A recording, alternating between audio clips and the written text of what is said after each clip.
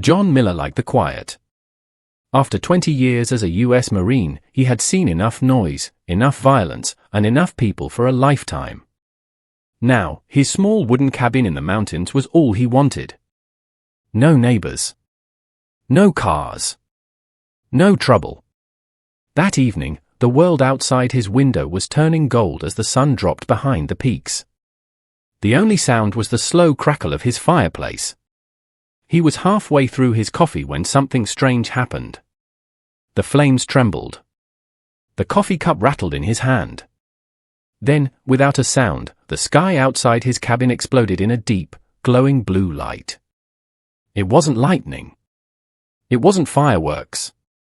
This light didn't fade, it pulsed, as if it was alive. John stood slowly, every muscle tense. His military instincts were awake in seconds. He stepped to the window and froze.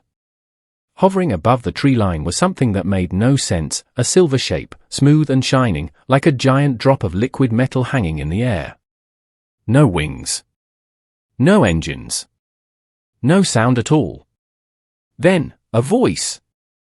Not from the door, not from outside, but inside his head. A woman's voice. Strong. Calm. Beautiful. We have chosen you. John blinked and shook his head.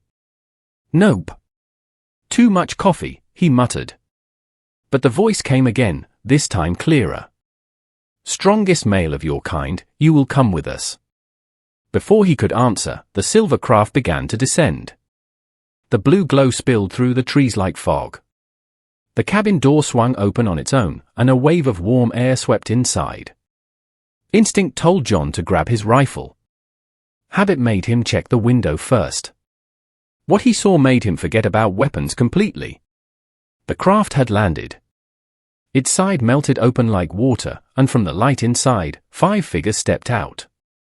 They were tall, taller than him, easily 6.5 feet. Their skin was a soft lavender, glowing faintly in the night. Their hair shone like gold under the blue light. And their eyes were not human. Too bright. Too sharp. Too aware. They wore silver-white bodysuits that gleamed like armor but fit like a second skin. Each of them moved with slow, deliberate confidence. Not afraid. Not rushed. Like they already knew the outcome of this meeting. The leader broke away from the group and walked toward him. Unlike the others, she smiled, but it wasn't a friendly smile. It was the smile of someone who saw exactly what she wanted. John Miller, she said, her voice low and teasing. You are even stronger than the reports. He raised an eyebrow. Reports? Who's been spying on me? She ignored the question and glanced at his cabin. This place is small. For a man of your power. John snorted. Lady, I left big places behind. Don't need them anymore. Now, who the hell are you? The 4 women behind her moved closer, their eyes locked on him like hawks. He noticed small, silver bands on their wrists. Each band gave off a faint hum. High-tech. Dangerous. The leader tilted her head slightly. We came for the strongest male of your species. Well, John said, crossing his arms, that's a bold claim. And what if I say no? Her smile widened, just barely. You already said yes, when you were born. He stared at her. That doesn't even make sense. It will, she replied. You will understand soon. Before he could speak, 2 of the aliens stepped aside, revealing a strange device hovering in the air, a small silver sphere, turning slowly. Symbols glowed along its surface. Without touching it, the leader made the sphere rise higher. A beam of light shot upward into the sky. John glanced up. The stars above seemed to shift. No, they were being blocked. A massive shadow crossed the moon. For the first time in years, John felt a shiver crawl across his spine. The leader stepped close enough for him to see the glow in her skin. Close enough for him to smell the faint, sweet scent that surrounded her. If you refuse, she said softly, your world dies. There was no humor in her eyes now. He searched her face, looking for a lie, but something about the way she said it told him she believed every word. One of the aliens touched her wristband, and the silver sphere shifted, the light beam above turning deep red. John felt the ground under his feet vibrate again. From inside the craft, a sound rose, low, almost musical, but carrying a weight that made his chest tight. It was calling to him. His instinct screamed to stay, to fight, to shut the door. But his curiosity, and something else, something buried deep inside him, told him to step forward. And so, without fully knowing why, John Miller took a single step toward the alien women. And when he did, all five smiled at the exact same time. The leader leaned close. "We leave now." Before he could argue, before he could even take a breath, the world blurred into white light, and his cabin was gone. John's vision cleared slowly, like he was waking from a long dream. Except now, there were no mountains. No cabin. No earth. The floor beneath him was smooth and white, like polished stone, but warm, almost alive, under his boots. The walls curved into strange shapes, alive with slow rivers of blue light that pulsed gently, like a heartbeat. There was no smell of oil or metal, just a faint perfume in the air. Sweet. Dangerous. 5 shadows moved into view. The alien women, taller now under this light, surrounded him in a loose circle. Their armor-like suits caught the glow from the walls, making them look even more unreal. They didn't blink. They didn't speak. They just watched. John broke the silence first. "You teleport me out of my own home, and now you just stare?" Great first impression. The leader stepped forward. "You are on the bridge of our vessel. We cross the distance between your sun and ours in less than 3 of your hours." He frowned. "Fast ride." Her lips curved slightly. "It is necessary. Time is not your ally." John didn't like the sound of that. "So you said Earth dies if I don't play along. Care to explain?" She gave a small gesture, and the white floor under his feet shifted, transparent in an instant. John stepped back sharply. Below him, space stretched out, black and endless, filled with stars. But something else was there. A small sphere, Earth, floating far below. Around it, faint red lines shimmered, wrapping the planet like glowing chains. John narrowed his eyes. "That's not real." "It is," she replied calmly. "A signal has already been sent toward your world. In 11 of your days, it will arrive, and every human on your planet will cease to breathe." The other alien women didn't move, but their eyes stayed locked on John's face, studying his reaction. He folded his arms. "So you're here to threaten me into helping you?" Her tone stayed perfectly even. "No. We are here to offer you a place in a future where your people survive." John gave a humorless laugh. "And what do I have to do in return?" "Lift weights for your amusement." Her gaze sharpened. "You misunderstand. This is not about our amusement. It is about survival. Ours, and yours." She moved closer until only a step separated them. "Our people can no longer create life. We have strength, intelligence, technology. But without a certain genetic strength, we end." "And you think I've got that?" John asked. "You do not think, John Miller. You know." For a moment, there was only the low hum of the ship around them. He broke the silence. "So you pick me up, tell me I'm special, and what, you expect me to say yes on the spot?" From behind him, one of the other alien women spoke for the first time. Her voice was softer, almost playful. "You will say yes because your instincts will not let you refuse us, or what comes after." John turned his head toward her, and something passed between them. She held his stare a moment too long, and there was something more in her eyes. Not just interest. Maybe warning. The leader interrupted the moment by raising her hand. The glowing chains around Earth dissolved, replaced by a violent red swirl of stars. "We are not the only ones who know what you are. There are others, far less merciful. If we found you, they will too.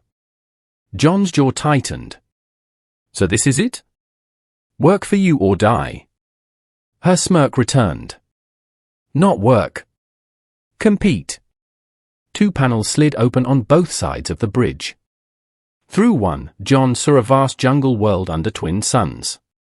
Through the other, an arena, packed with thousands of roaring alien spectators. You will pass our trials, she said, to prove that you are what we seek. If you fail, another dies in your place. And another. Until you are replaced, or your species is no more. John stared at the 2 images. And if I win? Her eyes glimmered with something between respect and danger. If you win, you will not return the man you are now. She turned away, clearly done speaking. The floor under John's feet shifted back to solid white. The other alien women moved as one, heading toward a wide, door-like arch pulsing with violet light. One of them glanced back at him, a faint, knowing smile on her lips. First trial begins soon, she said. Eat. Rest. Enjoy your last quiet night. John didn't remember falling asleep. One moment, he was sitting in the silver chair inside his quarters. The next, the walls around him slid away like water, and he was standing in blinding sunlight. The heat hit him first. Sharp, dry heat that felt like someone had opened an oven right in his face. He squinted against the glare. When his eyes adjusted, he saw the ground wasn't ground at all, it was a massive stone platform floating in the sky. Nothing but blue skies above and endless clouds far, far below. And he wasn't alone. 1,000 alien faces stared down from towering glass balconies circling the arena.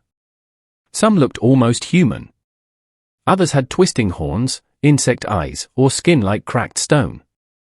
They were shouting, not in fear, but in excitement. The leader of the alien women stood on the edge of the platform, hands clasped behind her back. John Miller, she called, her voice slicing clean through the noise, this is your first trial. Pass it, and you will take one step toward earning your place. John frowned. And if I don't? Her smile was faint but sharp.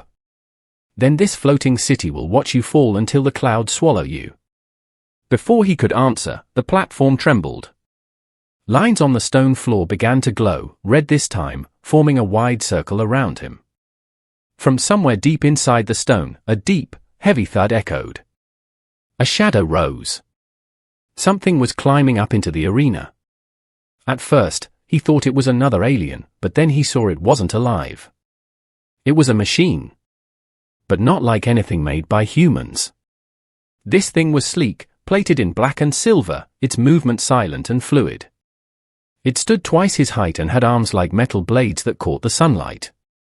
The crowd roared. The leader stepped back. This is a guardian, she said calmly. The easiest opponent you will face. John ran a hand over his jaw. Easiest, who? Hate to see the hard ones. The guardian didn't hesitate.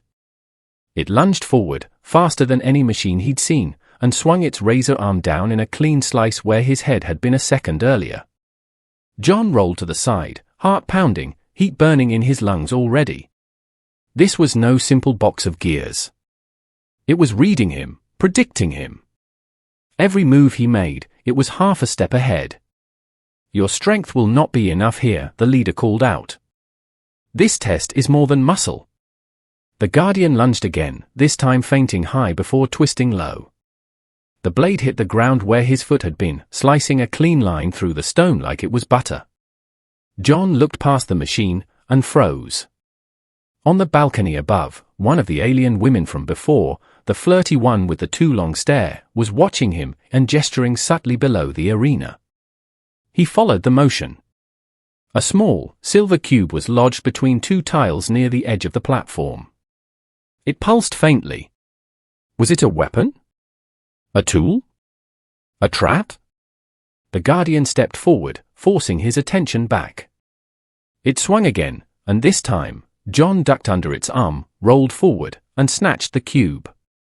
As soon as his fingers closed around it, the cube dissolved into a thin silver coating over his hand. Words appeared in glowing blue letters across his palm, command override possible. The Guardian froze. Its bladed arms hovered mid-strike, vibrating slightly. The audience erupted into shouts, some angry, some thrilled. John grinned. Guess you machines aren't so perfect after all. He clenched his fist. The Guardian's eyes dimmed. Slowly, it turned, not toward him, but toward the edge of the platform. The leader's smile vanished. With one last step, the Guardian obeyed John's unspoken command and walked straight off the arena into the clouds below. The crowd went silent for a heartbeat, then exploded with noise so loud it shook the platform. The leader walked toward him slowly, her eyes searching his face. That was unexpected. John shrugged. I like unexpected. She stepped closer, low voice sharp. Tell me, John Miller, who gave you that cube? He met her gaze without answering, but the corner of his mouth lifted. What's the matter? Worried I'm not playing by your rules? One of the other alien women appeared at the edge of the arena, her hand resting casually on the rail. Her eyes met John's for a fraction of a second, and that faint, dangerous smile was back.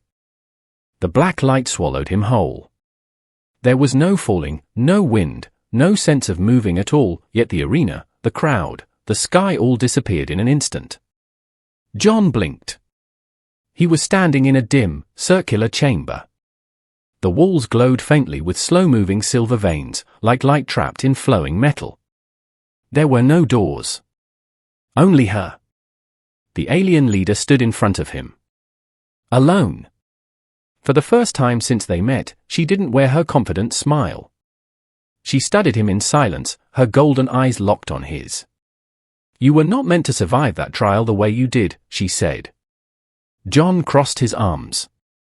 Guess I'm bad at following instructions. Her eyes narrowed. That is why you were chosen. And that is the problem. She walked past him, her fingertips brushing the wall. Symbols appeared wherever her skin touched the metal, strange curves, dots, lines. The silver veins in the walls pulsed brighter. Suddenly, one section of the wall rippled like water. A shape emerged. It was a chair. But not just any chair, this thing looked like it had grown out of the floor, carved from some single smooth crystal. Tubes of light curled around it like vines. Sit, she said. John stayed where he was. Lady, I don't just sit in strange glowing chairs because someone tells me to. She turned, and her voice was colder now. Do it, or you will never understand why you are here. After a beat, John moved forward and sat down. The chair adjusted under him, almost like it molded itself to his body. The light from its vines spread, crawling up his arms, his neck, his face. It wasn't warm or cold, it just was. Then the images hit him. Not images from his own life, no, these were things he had never seen before. A war in the void. Vast ships burning under alien suns. Creatures screaming without sound in the blackness. And then, a woman. Not human. Not alien. Something between. Her eyes were silver fire, her skin pale violet. And she held a baby. John froze. His brain was screaming that this couldn't be real, but his gut twisted in a way that had nothing to do with logic. That baby had his eyes. The vision flickered, then vanished. The leader was standing over him, watching closely. Now you understand, she said softly. John's voice was low. What was that? She stepped closer. That was your true beginning. He shook his head. I was born in Detroit. 1978. No, she said simply. That is when you were placed there. Your life on Earth was never your first life. The words hit harder than any punch. You're telling me I'm not human. Her smile returned, but it was sharper now, almost cruel. You are human. And more. You were created after the Great War, a merge of our DNA and human blood from a soldier who fought beside us. You are the last of that line. We have searched for decades to find you. John tried to laugh, but the sound came out dry. That's impossible. It is truth, John Miller, she said quietly. The war you saw in the vision? That is coming again. The enemy knows our weakness, and they know about you. Something in her voice made his stomach tighten. She leaned in, her face inches from his. That is why the trials matter. We are not testing your strength. We are unlocking it. His pulse hammered in his ears. And what if I don't want that unlocked? Her eyes glinted like molten gold. Then the blood we gave you will burn you alive, and Earth will follow. Before he could answer, the silver veins in the walls pulsed faster, and a new voice filled the chamber. It wasn't hers. It was deep, mechanical, and angry. Leader Serenia. He is not to be told the full truth. The walls twisted, and out of the metal stepped another alien, taller, armored head to toe, face hidden behind a smooth black helm. The air around him carried a cold weight that pressed against John's chest. Serena, the leader, moved in front of John like a shield. You have no authority here, she said sharply. The black-helmed figure ignored her and fixed his gaze on John. Human, you want the truth. It is not that you are chosen. It is that you are hunted. Before John could react, the chamber shattered into white light again, and the floor fell away. John slammed back into reality, only this time, he wasn't in the arena or the bridge of the ship. He was standing in a smoking crater, on Earth. And behind him, something else had come through with him. The first thing John noticed was the smell of rain. It was wrong, Earth hadn't seen rain in weeks. But here it was, the air heavy with it, the ground damp beneath his boots. He was back in the mountains. Not far from his cabin, or what was left of it. The crater where he stood stretched 30 feet wide, the center still steaming faintly. Whatever had brought him here had left a perfect circle of scorched soil surrounded by crushed trees. But he wasn't alone. She was there. Not the leader. The other one. The one who had met his eyes during the trial. The one who had somehow slipped him the cube. Her armor was gone now, replaced by something softer, dark, smooth fabric hugging her frame. Her violet skin glistened faintly in the fading light. John Miller, she said, her voice low but carrying. Earth is quiet again. For now. He didn't lower his guard. You planning to explain how you dragged me back here? Her lips curved slightly. Dragged? No. I saved you. She stepped closer, slow and deliberate. There was something in her eyes, not the rigid control of the leader, but something warmer, or maybe just better at pretending. I gave you the cube in the arena, she said. The leader would have let you die. She only needs you until she finds a replacement. John snorted. And you expect me to believe you're the good one in all this? She didn't blink. Good? No. But honest, more than she is. She gestured toward the crater. The one in black armor that spoke to you, he belongs to a faction that wants you dead now. The fact that they showed themselves means the game is changing. And faster than you realize. John folded his arms. And let me guess, you're here to help. I am here to offer you something your species hasn't seen in 1,000 years. Her hand rose, palm open. A shape materialized above it, a sphere of golden light, pulsing faintly. It looked almost alive. This is a seed, she said. Inside it is the power to reshape. Reshape what? Your body. Your mind. Every cell in your body would be stronger. Faster. Your age, irrelevant. Your limits, gone. She tilted her head and smiled faintly. You could never be broken. Never be defeated. And yes, she stepped even closer, her voice dropping to near a whisper, you could have any woman you desire, alien, human, more. Your kind would call it the perfect form. John's jaw tightened. And the catch? Her smile widened like he'd scored a point. The catch is simple. you would never be allowed to return to Earth, even if you won the trials. The rain began to fall then, slow, heavy drops that dotted her skin with tiny silver beads. She didn't move, didn't brush them away. "Why me?" John asked.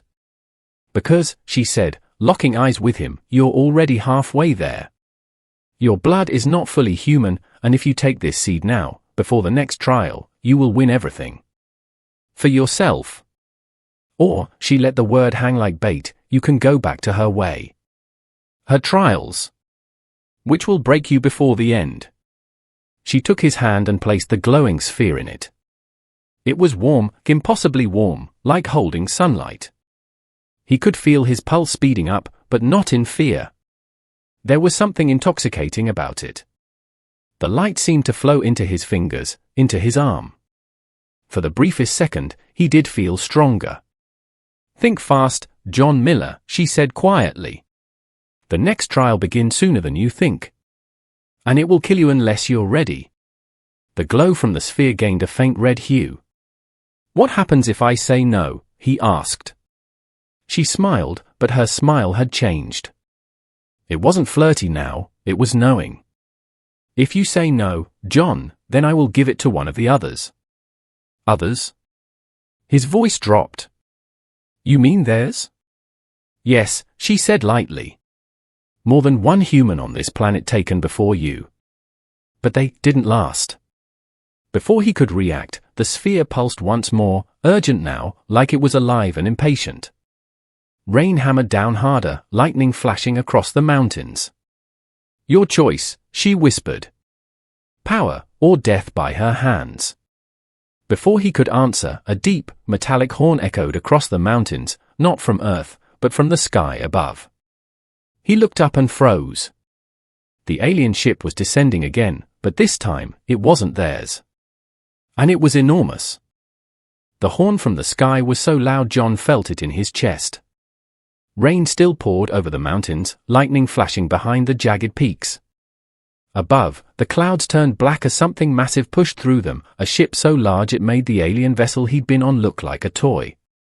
Its hull glimmered dark steel, marked with the colors of Earth.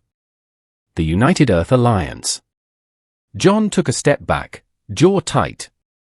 "That's a human." The violet-skinned woman beside him tilted her head. "Yes. And no." Before he could question her, the colossal ship's belly split open, revealing a wide, pulsing circle of pale blue light. A beam shot down, not at him, but at the forest a few hundred yards away. The trees lit up, leaves shattering into steam. Shapes moved inside the beam, human shapes. Ice gripped John's gut. Soldiers. Within seconds, a dozen armored Earth troopers marched out of the burning tree line and formed a ring around the crater. Their rifles weren't pointed at the alien woman. They were pointed at him. The leader, a tall man with a scar down his face, stepped forward, his voice loud enough to cut through the storm. "John Miller. You are under arrest for violation of Terran Defense Directive 12. John blinked. "The hell is that supposed to mean?" The man kept walking. "Interference with non-human genetic experimentation. Unauthorized contact. You have been compromised, Miller. Orders are to bring you in dead or alive." John glanced at the alien woman. Her expression wasn't shock.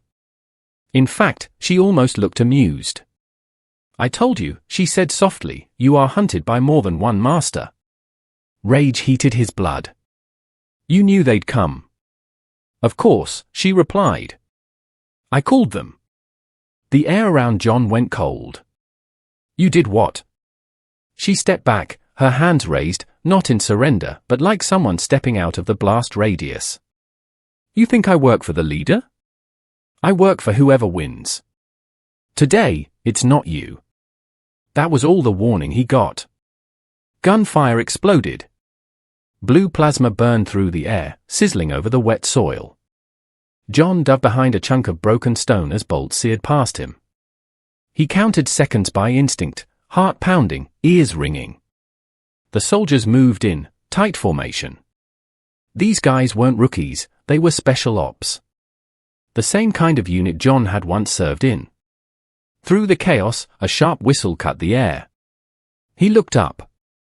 On the ridge above, two more figures stood watching the fight. One was the alien leader, Serenia, her golden eyes cold as ice. The other was human. John knew that face. General Mark Halden. His old commander. The man raised a hand in greeting, smiling in a way John didn't trust for a second. "Stand down, Marine. We're here to take you home."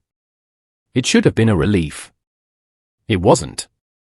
The last time Halden had taken someone anywhere, they'd vanished from the field and were never heard from again. "You're not here to bring me home," John called out. "You're here to make sure I don't walk out of this alive."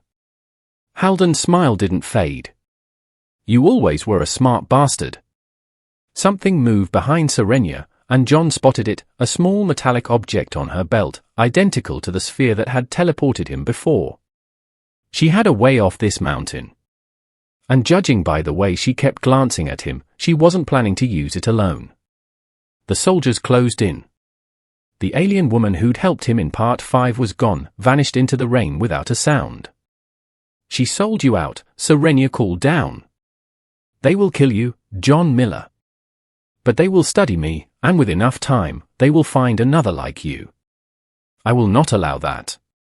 John's grip tightened on the shard of stone in his hand. A weapon. Improvised, but enough. "You better decide who's dying first." Halden barked to his men. In that moment, John understood. The alien factions wanted his DNA. Earth's military wanted him erased. Nobody here planned to fight for him, only over him. His jaw clenched. "Fine," he muttered to himself. "Let's see who's still breathing after I'm done." He stepped out from the cover. A deep mechanical hum shook the ground. The huge ship overhead was charging the main beam again. This time, the light wasn't aimed at the forest. It was aimed directly at the crater. Serenia shouted something in her language. Halden gave the order to fire. And over it all, John's voice cut through the thunder. "Anyone who points a weapon at me isn't walking out." The beam from the massive UEA warship tore down from the clouds like the fist of God. Heat slammed into the crater, vaporizing rain in a blast of white steam. The ground shook so hard John felt his teeth rattle. He didn't wait for the soldiers to react. Dropping the stone shard, he lunged forward, grabbed a soldier by the vest, and yanked him into the beam's edge just long enough to fry his weapon. Sparks burst, the man fell screaming.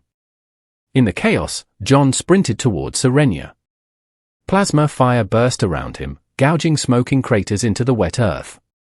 "Move," she barked, and in one smooth motion, tossed him the teleport sphere from her belt. John caught it, felt the slick hum under his palm. This ship. That beam. This war, it's not about me, is it? Her golden eyes narrowed. It's always been about you. But you were too human to see it. Bullets slashed the air. Halden's soldiers pushed forward, cutting off their escape route. Above, the warship lowered another gun port, and this one wasn't for stunning. John's mind clicked into marine mode. It wasn't strength that was going to win here. It was control of the fight. "I'm not running," he said. "You can't stop that ship alone," Serenia replied. John smirked. "Not alone." He yanked the weapon from a stunned soldier, turned, and fired, not at the troops, but at the jagged boulder in the crater's edge. The blast split it, sending a chunk rolling into the arc of the beam's heat, where it exploded into a spray of molten shards. The shards tore through the front line, buying him 6 seconds. That was all he needed. "Serenia! Can you get me onto that thing?" She blinked. "The UEA ship? That's suicide. Then they won't expect it." Her smile was small but sharp. "Now you think like us." The sphere pulsed in his hand. A blue circle snapped into existence at their feet, light swirling upward. For a moment, he felt weightless, and then he was standing inside the steel belly of the warship. No welcome party. No alarm. Just the hum of the core systems and the faint vibration of engines cycling to fire again. A voice filled the corridor. "You should have stayed dead, Miller." Halden stepped out of the shadows, weapon raised. His armor glinted, the UEA insignia sharp against black plating. John didn't look at the gun, he looked at Halden's hands. Tremble in the left wrist. Injury. He remembered that from years ago. "You sold out Earth," John said. "I saved it," Halden spat. "Your alien friends would breed us out of existence in a few generations. This was the only deal left, your life in exchange for human dominance." "Funny," John muttered, "I don't remember voting for you." Halden fired, but John didn't dodge. He stepped into it. The bolt grazed past his shoulder as he drove his fist into Halden's jaw, feeling the old fracture give way. The man went down hard. The control deck was just ahead. John bolted inside, staring at the tactical display, a live feed of the battlefield below. The targeting reticle was locked on Serenia's forces. The next beam would erase them in seconds. Without thinking, John pulled the silver cube, the one from the first trial, from his vest pocket. He jammed it against the targeting console. Blue light burst across the panel, lines of alien code overriding human systems. The reticle shifted, now aimed upward. A voice from the comm screamed, "Miller, what the hell are you?" He fired. The beam didn't strike the ground this time. It tore through another ship descending from orbit, and when the fireball cleared, the hull logo was visible, the black armored faction that tried to recruit him in the trial chamber. 2 enemies gone with 1 shot. Just the way he liked it. Alarms howled. Systems locked down around him. But John wasn't done. He grabbed Halden by the collar and slammed the teleport sphere into the general's chest. "You wanted me off your board, your turn." The sphere swallowed Halden in blue light, ripping him away. Minutes later, the warship hung dead over Earth, its weapons silent. The alien vessel swooped in close, docking with a hiss of metal. Serenia stepped onto the bridge, golden eyes taking in the scene. "You disabled 2 factions in 1 move," she said. "Even my captains didn't expect that." John shrugged. "That's the thing about humans. We play to win, not to survive." Her head tilted, studying him like one studies a new type of predator. "You passed the final trial without realizing it was happening." "Oh," he asked. Her lips curved. The trial wasn't about fighting. It was about choosing who dies when everyone wants you alive. "And? How'd I do?" "You chose perfectly," she said, though he noticed her left hand brushing the hilt of a weapon at her hip. When the alien vessel left Earth's atmosphere hours later, John stood at the viewport, watching the blue curve of the planet fade into black. Behind him, Serenia spoke softly. "You could still take the seed. You could still become more than human." He looked over his shoulder, smirking. "Why would I want to be more than human? That's how I beat all of you." Final hook ending. From somewhere deep in the ship, a warning siren began to wail. Serenia's expression darkened. John turned back to the stars, cracking his neck. "Good," he muttered. "I was hoping this wasn't over." Screen to black. Title card. John Miller will return.